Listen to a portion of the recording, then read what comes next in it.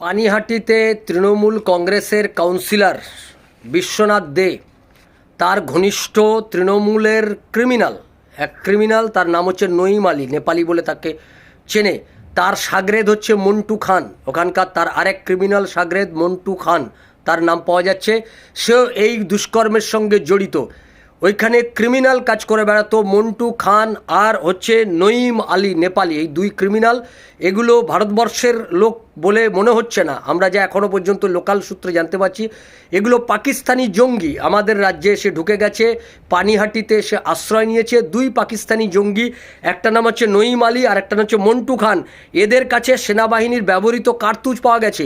এই নঈম আলী আর মন্টু খানের কাছ থেকে সেনাবাহিনীর ব্যবহৃত কার্তুজ পাওয়া গেছে। মন্টু খান এখন পালিয়ে বেড়াচ্ছে আর নঈম আলীকে পুলিশ ধরেছে।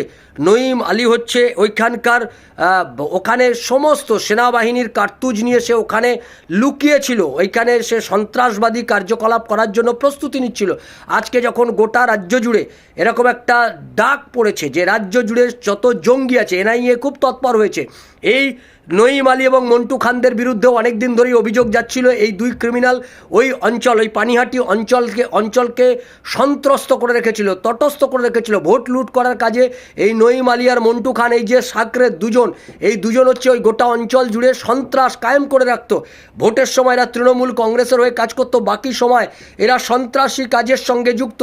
সেনাবাহিনীর অস্ত্রশস্ত্রকে এরা জোগাড় করেছে, সেই সমস্ত কার্তুজ এদের কাছে পাওয়া গেছে। মন্টু খান পালিয়ে বেড়াচ্ছে আর এখন পুলিশের হাতে নঈম আলী, একে নেপালি বলে ওই অঞ্চলের লোকে চেনে। এই দুজন ক্রিমিনালকে এই মুহূর্তে ওই অঞ্চলের মানুষ তারা চিহ্নিত করেছে। মানুষ ওখানে ভয়ঙ্কর ক্ষুব্ধ হয়ে রয়েছে। ওই দুটো ক্রিমিনালকে ধরার জন্য, মন্টু খানকে গ্রেপ্তার করার জন্য এখনই ওই অঞ্চলে ব্যাপক ক্ষোভ তৈরি হয়েছে। সে পালিয়ে বেড়াচ্ছে। এগুলো হচ্ছে জঙ্গি। আমাদের পশ্চিমবাংলায় এসে ঢুকেছে এই সমস্ত জঙ্গিরা। এই নঈম আলী আর মন্টু খানের মতো জঙ্গিদেরকে চিহ্নিত করে এই মুহূর্তে তাদেরকে হেফাজতে এনআইএ এক্ষুনি এই বিষয় সম্পর্কে তারা সক্রিয় হচ্ছে। আমরা যা জানলাম, এনআইএর কাছে খবর গেছে, তারা এই গোটা বিষয়টা খোঁজ খবর নিচ্ছে। তারা খুব দ্রুত পদক্ষেপ নিতে পারে।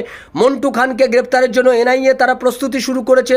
এর সঙ্গে নঈম আলী নেপালি যাকে গ্রেপ্তার করেছে ইতিমধ্যে পুলিশ, এনআইএও তাকে হেফাজতে নিতে পারে।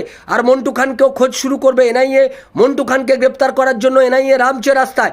ফলে এনআইএ আসছে ওই অঞ্চলে, পানিহাটিতে আসছে বলে আমরা জানতে পারছি। ফলে ওই অঞ্চলে আমরা এখনও পর্যন্ত যা জানতে পারলাম যে ওই মন্টু খান আর নঈম আলী এরা দুজনেই নাকি আরও অনেক সন্ত্রাসীদের ওরা জড়ো করেছে। সেই জড়ো তারা কোথায় করেছে? অবৈধ একটি মাদ্রাসা ওই অঞ্চলে চলে, সেই অবৈধ মাদ্রাসাতে এরা সব জড়ো হয়ে নানান রকমের পরিকল্পনা করে, দেশ বিরোধী পরিকল্পনা করে। এই নঈম আলী আর মন্টু খানদেরকে চিহ্নিত করা এখন খুব